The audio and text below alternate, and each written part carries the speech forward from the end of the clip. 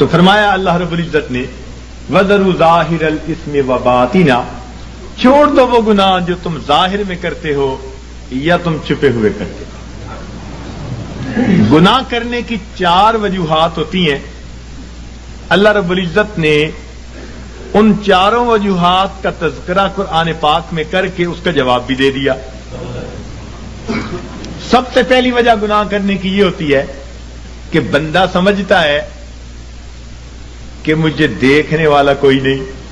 سب سے پہلی وجہ مجھے دیکھنے والا کوئی نہیں، اور اگر اس یہ پتہ ہو نا کہ چھوٹا بچہ بھی دیکھ رہا ہے تو گناہوں سے بچے گا۔ تو جب یہ احساس دل میں ہو کہ مجھے دیکھنے والا کوئی نہیں تو یہ گناہ کرنے کی پہلی وجہ۔ اللہ تعالیٰ نے قرآن پاک میں اس کا بھی جواب دے دیا، فرمایا ان ربک لبالمرصاد، تیرا رب تیری گھات میں لگا ہوا ہے۔ اب یہ مرصاد کسے کہتے ہیں؟ مفسرین نے لکھا کہ جب کوئی شکاری اپنے شکار پر نشانہ باندھنا چاہے تو بڑی توجہ کے ساتھ اس کو دیکھتا ہے، حتیٰ کہ اپنے سانس کو بھی تھوڑی دیر کے لیے بند کر لیتا ہے، پلک بھی نہیں چھپکتا، اس کیفیت کو مرصاد کہتے ہیں۔ گویا اللہ رب العزت ہمیں اتنے غور سے دیکھ رہے ہیں جیسے دنیا میں کوئی شکاری اپنے شکار کو غور اور توجہ کے ساتھ دیکھ رہا ہوتا ہے۔ تو جب ہمیں اتنی باریکی سے دیکھا جا رہا ہے تو ہم کیسے کہہ سکتے ہیں کہ دیکھنے والا کوئی نہیں؟ تو اس کا جواب دے دیا کہ یہ نہ سمجھنا کہ دیکھنے والا کوئی نہیں، ان ربک لبالمرصاد۔ گناہ کرنے کی عموماً دوسری وجہ یہ ہوتی ہے کہ آدمی سمجھتا ہے کہ کسی کو پتہ ہی نہیں چلنے دیا، جی میں نے فون کیا پتہ نہیں چلنے دیا، میں نے فلاں یوں کیا پتہ ہی نہیں چلنے دیا، کسی کو پتہ ہی نہیں جی۔ یہ گناہ کرنے کی دوسری وجہ ہوتی ہے کہ بندہ سمجھتا ہے کسی کو پتہ ہی نہیں۔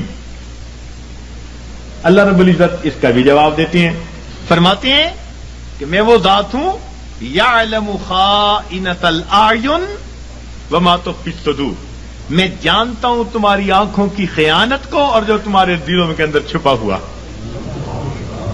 تو جواب دے دیا کہ یہ مت زوم میں رہنا کہ ہمیں کوئی نہیں، کسی کو پتہ ہی نہیں چلنے دیا، وہ جانتا ہے تمہاری آنکھوں کی خیانت کو اور جو تمہارے دلوں میں چھپا ہوا ہے۔ تو اس کا بھی جواب دے دیا۔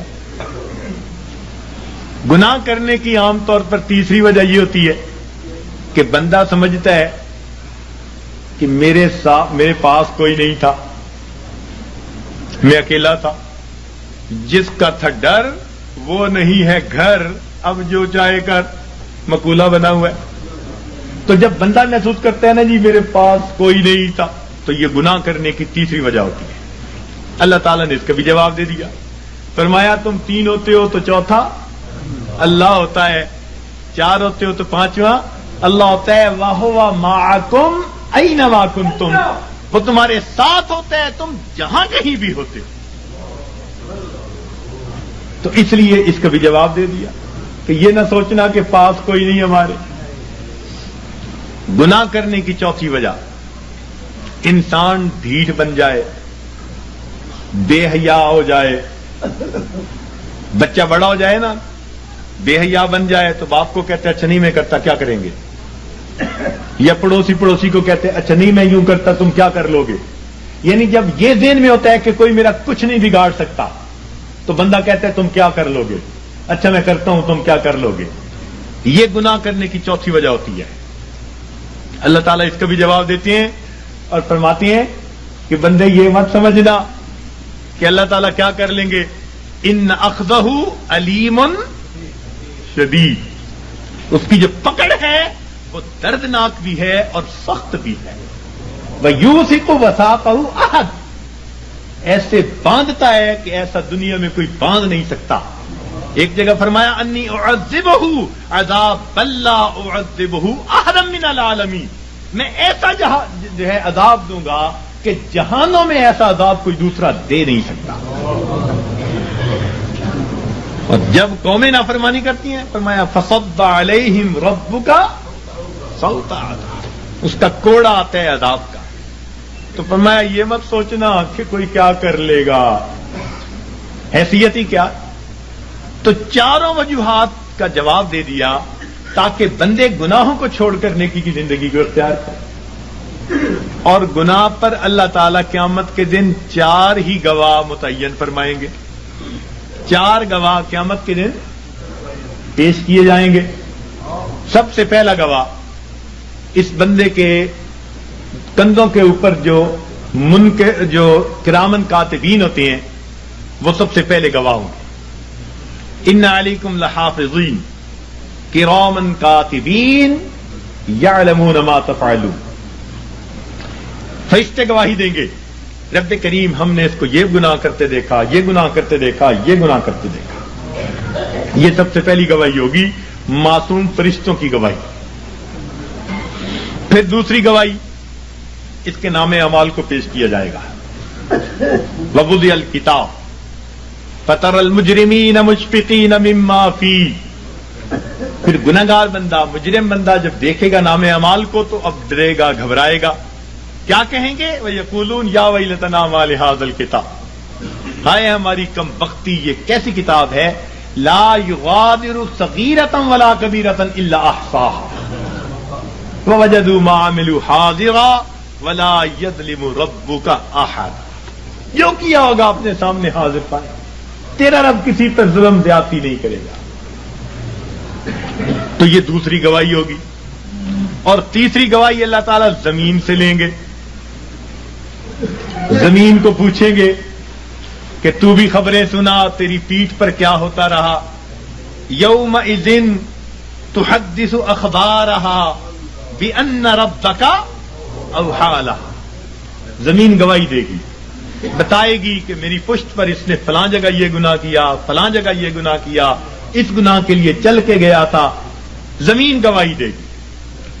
اور چوتھے گواہ وہ انسان کے جسم کے اپنے اعضاء ہوں گے. اس کے اوپر گواہی دیں گے سمعهم وابصارهم وجلودهم بما كانوا يكسبون. اس کی آنکھیں، اس کی زبان، اس کے کان، یہ سب اس کی گواہی دیں گے. اور پریشان ہوں گے اس وقت لوگ. وقالوا لجلودهم لما شهدتم علينا. اس وقت اپنے اعضاء کو یہ کہیں گے کہ تم نے کیوں گواہی دی، اور تمہاری لذتوں کی خاطر ہی تو ہم گناہ کرتے تھے، تم نے کیوں گواہی دی. قالوا انطقنا اللہ الذی انطق کل شیء. وہ اعضاء کہیں گے ہمیں اللہ نے گویائی دی جس نے ہر چیز کو گویا کیا، اس لیے جو بیتا ہم تو اس کی پوری رپورٹ اپنے رب کو پہنچائیں گے. اللہ تعالیٰ فرماتے ہیں وما کنتم تستترون، کہ تم تو پردہ ہی نہیں کرتے تھے اپنے ان اعضاء سے کہ یہ قیامت کے دن گواہ بننے والے ہیں. تو کوئی آدمی اپنے اعضاء سے پردہ کر سکتا ہے گناہ کرتے ہوئے؟ انہی سے تو کرنا ہوتا ہے. تو یہ 4 گواہ قیامت کے دن گناہگار کے خلاف پیش کر دیے جائیں گے. اور بندے کے لیے پھر فرار کا کوئی راستہ نہیں رہے گا سوائے اس کے کہ اس کو خود تسلیم کرنا پڑ جائے گا کہ رب کریم ہاں میں نے یہ گناہ کیے، خطائیں کی. تو اس لیے آسان طریقہ یہ ہے کہ ہم دنیا میں ہی ان گناہوں کو چھوڑ کر اپنے رب کریم سے اس کی معافی مانگ لیں.